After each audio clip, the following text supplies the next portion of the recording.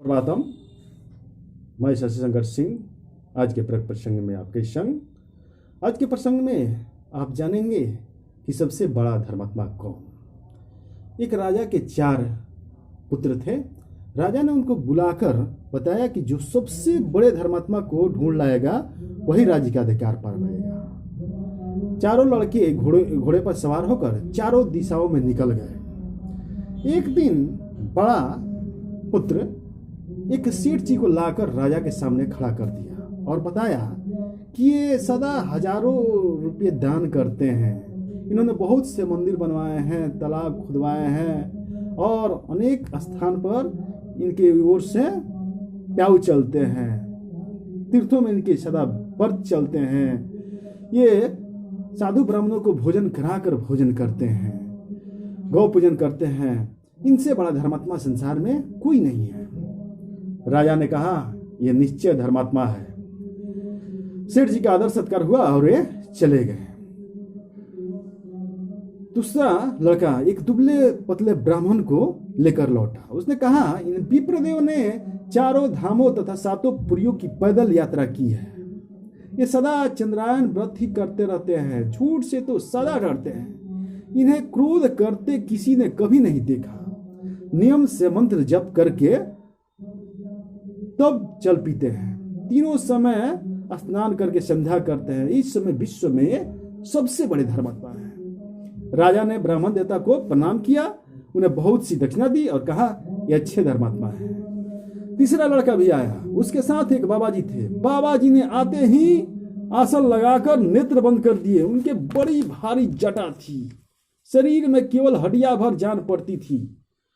उस लड़के ने बताया कि महाराज बहुत प्रार्थना करने पर पधारे हैं। ये बहुत बड़े तपस्वी हैं। 7 दिनों में केवल एक बार दूध पीते हैं। गर्मी में पंचांगनी तापते हैं और सर्दी में जल में खड़े रहते हैं। सदा भगवान का ध्यान करते हैं। इनके समान धर्मात्मा की बात सोचना भी कठिन है। राजा ने महात्मा को दंडवत किया।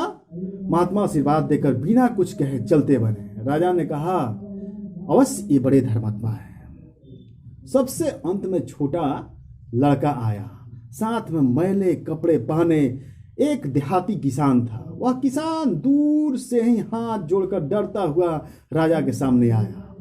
तीनों बड़े लड़के छोटे भाई की मूर्खता पर हंसने लगे। छोटे भाई ने कहा एक कुत्ते के शरीर में घाव हो गए थे, पता नहीं किसका कुत्ता था।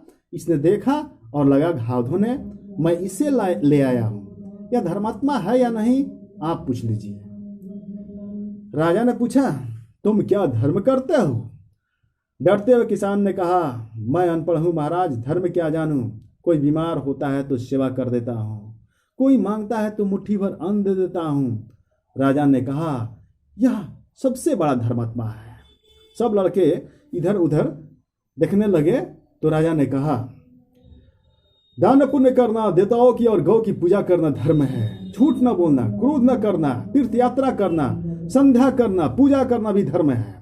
तपस्या करना तो धर्म है ही, किंतु सबसे बड़ा धर्म है बिना किसी चाह के असहाय प्राणियों की सेवा करना, बिना किसी स्वार्थ के भूखे को अन्न देना, रोगी की टहल करना, कष्ट में पड़े हुए की सहायता करना सबसे बड़ा धर्म है। जो दूसरे प्राणियों की भलाई करता है उसकी भलाई अपने आप होती है। तीनों लोकों के स्वामी भगवान उस पर प्रसन्न होते हैं। परहित शरीर से धर्म नहीं भाई। इसलिए कहा गया है कि सबसे बड़ा धर्मात्मा वही है जो असहाय प्राणियों की सेवा निस्वार्थ भाव से करता है। आज के लिए इतना ही। आप सभी को शांति पूर्वक धैर्यच्युत सुनने के लिए साधुवाद।